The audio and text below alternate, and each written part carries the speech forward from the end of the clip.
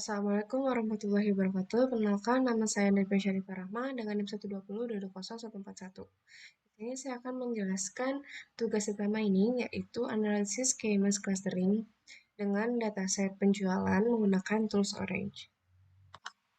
Oke, di sini kita bikin file baru dulu. Kemudian di sini hal pertama yang dilakukan adalah import dataset yang kita miliki. Di sini saya menggunakan CSV file import, kemudian klik 2 kali.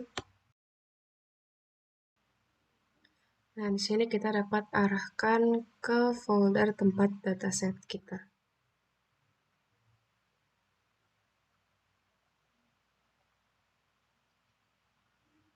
Oke, setelah dipilih akan muncul tabel pada dataset, yaitu terdapat kolom Customer ID, Gender, Age, Annual Income, Spending Score, Profession, Work Experience, dan Family Size. Kemudian kita klik OK. Di sini kita dapat melihat informasi bahwa dataset tersebut memiliki 2000 data dengan 8 fitur.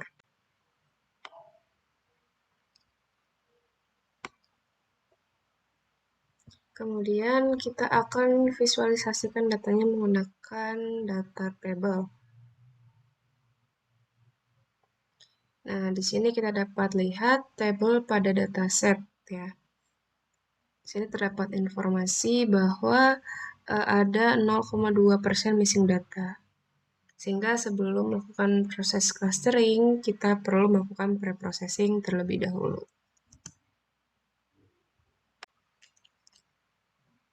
Di sini saya menggunakan input missing values dengan memilih remove rows with missing values.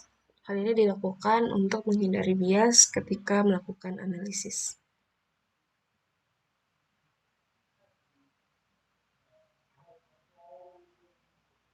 Oke, setelah dilakukan pre-processing, kita akan lakukan pemilihan kolom yang akan digunakan dengan menggunakan select column. Nah, di sini saya hanya membutuhkan kolom annual income, spending score, gender, dan juga age.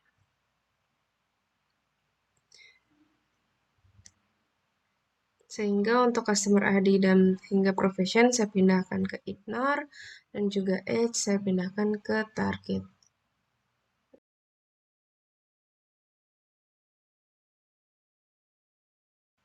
Setelah melakukan pemilihan kolom, saya akan melihat kembali tabelnya. Nah, di sini kita dapat melihat tabel yang sudah kita pilih tadi, ada age, terus juga ada annual income, spending score, dan juga gender. Pada bagian informasi, kita juga dapat melihat bahwa terdapat pengurangan data, yaitu dari 2000 menjadi 1965 data tanpa missing data.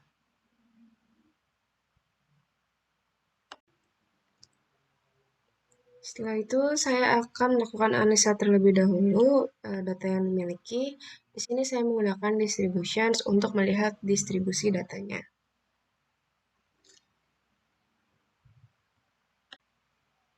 Nah, di sini bisa kita lihat untuk distribusi umur pelanggan. Di sini distribusi paling rendah, yaitu pelanggan berumur 10 tahun dengan jumlah 12 orang. Dan juga distribusi tertinggi yaitu pelanggan berumur 30 tahun dengan jumlah 57 orang. Sekarang kita lihat distribusi annual income-nya. Nah, distribusi yang paling rendah itu pelanggan dengan annual income $15.000 berjumlah 11 orang, dan juga pelanggan dengan annual income $20.000. Nah, distribusi tertinggi ini pelanggan dengan income $65.000 berjumlah 85 orang. Kemudian distribusi tertingginya juga pelanggan dengan pendapatan $85.000. Nah, di sini selanjutnya kita lihat yang spending score. Distribusi paling rendah itu yang spending score-nya 1 atau kurang dari 2. Itu terdapat 20 orang. Kemudian yang paling tinggi itu pelanggan yang melakukan belanja sebanyak 48 kali, ini sebanyak 58 orang. Kemudian kita dapat melihat juga untuk distribusi jenis kelamin itu terdapat eh, distribusi tertingginya itu berjenis kelamin wanita dengan berjumlah 1.166. Dan juga distribusi paling rendah itu berjenis kelamin pria berjumlah 799 orang.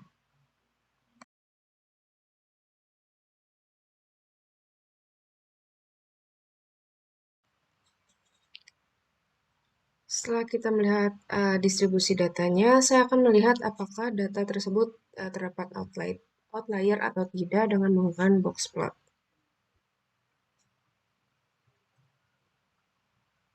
Box plot digunakan untuk pengamatan sebagai deteksi awal ada atau tidaknya data pencilan. Nah, di sini kita dapat melihat untuk age itu mediannya berada di tengah box yaitu sebesar 48,89 dengan kuartil atas yaitu 25 dan kuartil bawahnya yaitu 78.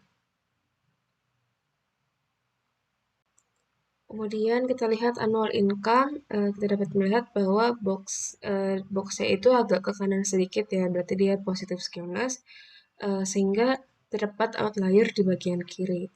Nah, median datanya ini yaitu $110.616 dengan kuartil atas yaitu $74.350 dan kuartil bawahnya $1.409.095. Kemudian kita lihat yang spending score. Nah, kita bisa melihat bahwa mediannya berada di tengah, yaitu 51,08, dengan kuartil atasnya 28 dan kuartil bawahnya 75.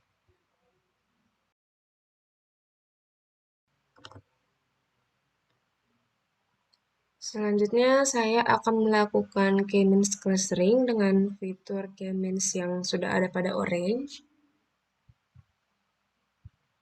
Di sini saya akan mencoba untuk menggunakan K-nya 3.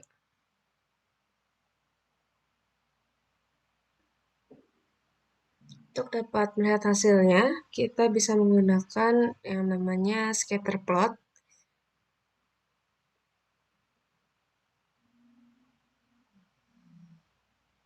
Nah, di sini kita bisa lihat hasil kelompoknya terdapat C1, C2, dan C3. Nah, di sini kita lihat yang paling atas itu pelanggan dengan annual income sebesar $189.000 melakukan pembelian sebanyak 12 kali. Nah, pelanggan ini masuk ke klaster C1. Kemudian kita lihat paling bawah, pelanggan dengan annual income terendah yaitu 0 melakukan pembelian sebanyak 63 kali masuk klaster C3.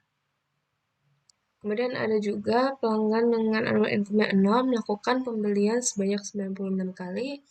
Pelanggan ini masuk ke klaster C2. Kemudian kita lihat lagi yang paling kiri, ini ada pelanggan dengan annual income-nya itu 66.000. Dia hanya melakukan 1 kali belanja. Pelanggan ini masuk ke klaster C3. Nah, kita lihat paling kanan ini pelanggan dengan annual income-nya $33.000 melakukan pembelian sebanyak 96 kali. Pelanggan ini masuk ke klaster C2. Nah, di sini saya masih belum bisa terlihat karakteristik yang menonjol dari setiap klaster. Jadi, saya akan coba untuk ubah K-nya menjadi 4. Nah, di sini kita dapat lihat hasil pengelompokannya dengan lebih jelas, di mana pelanggan yang annual income-nya sedang ke rendah itu masuk ke dua kelompok, yaitu C3 dan C4.